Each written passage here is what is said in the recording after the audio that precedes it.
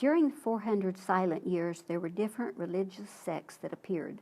The Essenes existed in Palestine during the time of Christ. They stressed strict obedience to the law like the Pharisees, yet were repulsed by the corruption of the priesthood. They remained as a faithful remnant. They rejected the temple system, and they lived in the desert region of Qumran. The Qumran was near the Dead Sea. It was inhabited from about 130 BC to AD 70. The people here lived a monastic life. They shunned contact with the rest of the world. What they did of importance is that they copied the scrolls. In the excavations found in the mid-1950s, a room which was probably a scriptorium was found. It contained benches and inkwells where the scrolls would have been copied. When they believed it was time for them to leave the area, they hid the scrolls in jars and placed them in various caves. These scrolls in the caves were found in 1947, and they are called the Dead Sea Scrolls. These scrolls proved that the scriptures had remained virtually the same as when they were originally written. The differences were so insignificant that they did not change the meaning of the original manuscripts. These scrolls proved that the Bible we have now is the same as the earlier manuscripts. This was of great importance, as some scholars had come to believe the scriptures had been tainted since the original writings. The Essenes are not mentioned in the New Testament. Jesus would have known about them, but he said nothing. Another sect was the Pharisees. They interpreted the law, but unfortunately they also reinterpreted the law. Through the Pharisees came the oral law. The oral law added to the Mosaical law and caused many differing opinions among the religious Jews. This oral law is called the Mishnah. It actually developed over a long period of time, perhaps even from the time of Moses.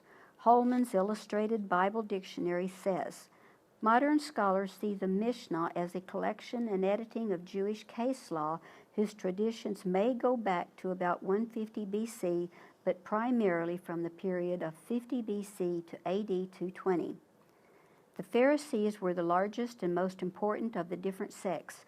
Paul was a Pharisee. They believed in the reality of angels and demons.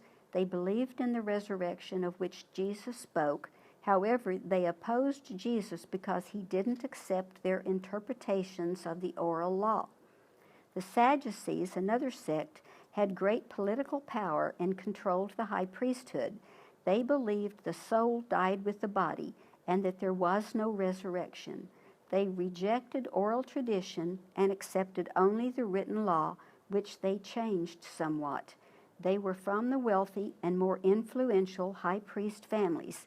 They did not believe in angels and demons. They were in charge of the temple and its services. They strongly opposed Jesus. This group formed when the Maccabees ruled Judah. Another group was the Herodians, who supported Herod Antipas, or any of the descendants of Herod the Great, as ruler over Palestine. This was strictly a political group. Another group was the Zealots. The only mention of a zealot in the Bible was Simon the Zealot. The Zealots were the extreme wing of the Pharisees. The Sanhedrin was not a sect. It was the ancient Jewish court system. It was the Jewish council made up of the Sadducees and the Pharisees, with the high priest presiding. It had 71 members. Holman says, according to Jewish tradition, the Sanhedrin began with the 70 elders appointed by Moses in Numbers 11:26 and was reorganized by Ezra after the exile. However, the Old Testament provides no evidence of a council that functioned like the Sanhedrin of later times. Thus, the Sanhedrin had its origin sometime during the centuries between the Testaments. A very interesting point to make is this. The Sanhedrin was abolished in about 425 CE. The Lamb and Lion ministries report now that the Sanhedrin was reconstituted on October 13, 2004, for the first time in 1600 years. Another group of people that we hear about, but is not mentioned in the Bible, were the Maccabees.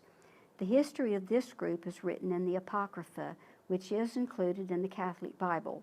A priest who refused to obey the order of Antiochus to offer a sacrifice to Zeus was Mattathias.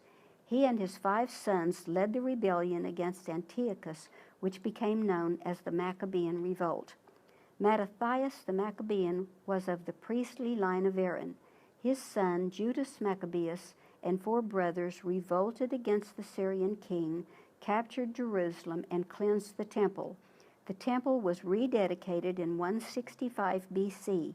This day of dedication, or Feast of Dedication, is celebrated each year on the 25th day of the Hebrew month of Kislev, usually in December.